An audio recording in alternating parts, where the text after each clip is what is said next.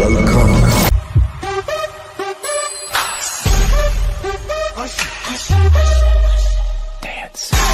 Reporter സംസ്ഥാനത്തെ തടവുകാരുടെ കൂലി കുത്തനെ കൂട്ടിയ സർക്കാർ. ശിക്ഷാ തടവുകാരുടെ പ്രതിദിന കൂലി 10 മടങ്ങ് വരെ വർദ്ധിപ്പിച്ചുകൊണ്ട് സർക്കാർ ഉത്തരവിറക്കിയിരിക്കുകയാണ്.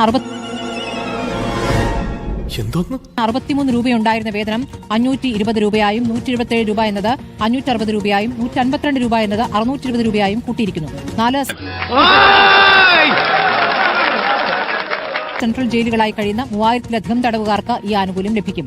രാഷ്ട്രീയ തടവുകാർക്കും ഇതിന്റെ ഗുണം കിട്ടും. തടവുകാരുടെ അന്തസ്സ് പ്രധാനമാണെന്ന് ഉത്തരവിലുണ്ട്. ഉത്തരവിന്റെ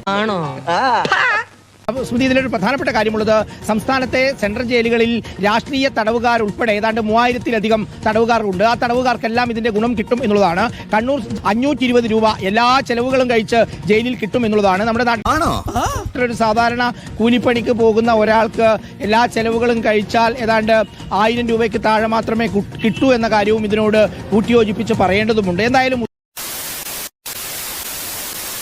ഒരു 3 മാസം കൂടുമ്പോൾ ഞങ്ങൾ ഇവിടെ സമരം വെക്കുമ്പോഴാണ് ഞങ്ങളുടെ പൈസ അവർ ഞങ്ങൾക്ക് തരുന്നത്. നിങ്ങൾക്കറിയാം, ഈ കോവിഡ് സമയത്ത് ഞങ്ങൾക്ക് ഉറക്കമില്ലാത്ത പോലീസുകാർ വിളിക്ക്, വാർഡ് തല കൗൺസിലർമാർ വിളിക്ക്, ആംബുലൻസ് വേണം പറഞ്ഞ നാട്ടുകാർ വിളിക്ക്, രാത്രി 2 മണിക്ക് പോലും ഞങ്ങളെ വിളിക്കുന്നത്. ഞങ്ങളെ ഒന്ന് ചിന്തിക്കാനോ ഞങ്ങളുടെ വിഷയങ്ങളിലേക്ക് ഇറങ്ങി വരാനോ ഞങ്ങളൊരു മനുഷ്യരാണെന്ന് പോലും ഞങ്ങൾ ചിന്തിക്കാനില്ല. മന്ത്രി,